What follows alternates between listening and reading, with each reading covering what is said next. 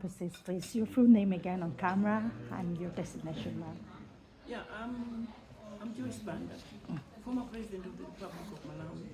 I'm the current champion for Pan-African Alliance for Climate Justice, loss and damage. But I've also just been appointed to the committee of 25 people globally to be advisors to Baku COP29. Yeah. Now, we are having the fifth African climate talks here in Addis Ababa. We've been doing this for the last 5 years. What is different this time around? Because many will say the same thing we're talking about. We've always been talking about finances. And today, it appears it's the same thing we're talking about. What do you think we can take away from this talk this time around? I think what we can talk about this time is to look at the outcomes of the Nairobi Africa Summit on climate change, preparing for COP28, because that was the only time Africa went to that climate global event well prepared to go and discuss Africa's situation and Africa's concerns, and we articulated those very well. Now, what is happening here now is that we are meeting after COP28. We are looking forward to going to COP29. We need to now be very candid, and we need to be very clear about issues that concern us. When we meet in a global setup, we're talking about all issues mixed. But when we meet here as Africa at UNCA with our minister there, we are talking about issues that concern Africa. And I would like to encourage my fellow participants to be open, to raise our voices. There are so many things that are not going right. We've been hearing pledges for 30 years, the pledges that never were fulfilled. So what we are now saying, there must be a committee. That's what they decided at COP28, to look at how we can disperse the funds that will come. I am told, the last time I checked, it was only $700 million that had been accumulated. But you also heard this morning what the African Development Bank is saying, that they are putting together a sizable amount of money, which may not be adequate, but I think it's a good start.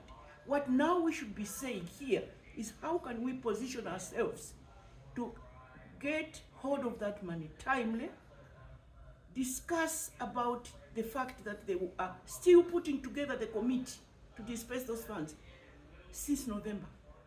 This is the end of April. That's not acceptable. That is not acceptable. Why do I say this? Is because some of us are locked up in the communities where people are suffering as a result of climate change. And we know that the clock is ticking. There's no time to waste. What is it that we can do now immediately to make sure that we take cognizance of the fact that they are trying, the communities are trying? Before they know it, it's another cycle. Before they know it, it's a flooding. Before Zimbabwe knows it, it's drought. What is it we can do now to assist those countries that are having these challenges to recover? In doing that, I don't think putting together a committee for a year will help that. And so in my speech, I was advocating for partnerships between northern entities, be it private sector, institutions, NGOs, international NGOs, and entities in the south, to start to address issues of one community at a time. So that would be my position. My position would be to encourage my fellow participants here. Let's raise our voices. Let's articulate the issues. Let's look at the agenda that came out of the Nairobi conference, going to COP28. What has been achieved? What has been implemented? What hasn't been implemented? What needs to be done? What do we take to COP29? We must stand united as Africa. But President, at the Nairobi Declaration, even at COP 28, it was the African government is saying that, the pathway to development, we should be able to use our own resources to develop. Like Nigeria, for instance, and many African countries, they are dependent on fossil fuel.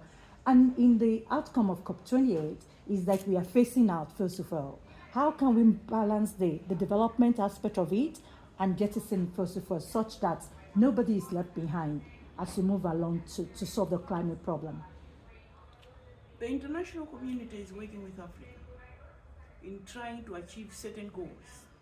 One of them is the fossil fuels, getting away from that and focusing on clean energy and so on. But what we must not forget as Africa is that the Western world developed on fossil fuels. Now they're in a hurry to get rid of it.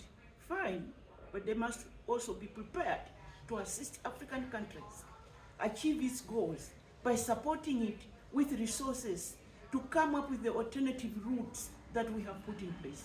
It is not good enough to just tell Africa, we're getting rid of fossil fuels. From now onwards, you can't use this without giving us an alternative.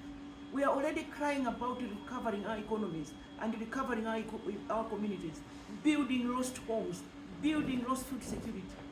Yeah, please, the issue of fossil fuels, yes, is a very serious matter, but it will come in stages. That's my opinion. It must come in stages and ensure that the African countries don't find themselves in worse situations than before. Because here you are advised to get rid of fossil fuels, and then but you are hoping that somebody will inject resources in your country in order for you to take the alternative routes. That money doesn't come. That leaves you with no choice but to stick with fossil fuels until the North, this time around, do it right. Now let's just move away from the talks here and go back to the situation in Malawi, for instance, and the US government, if you don't mind talking about that.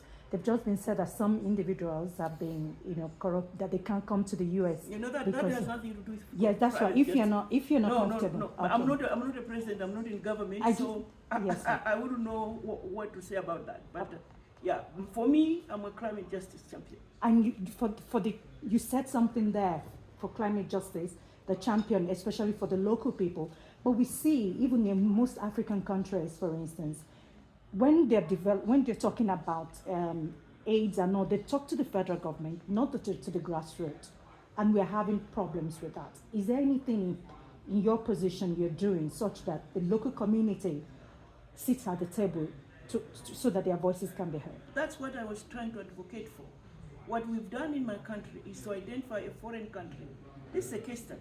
A foreign country that comes in Malawi, finds a local NGO like mine, and finds a community ready to change. Because at the end of the day, it is the community that will change their own situation.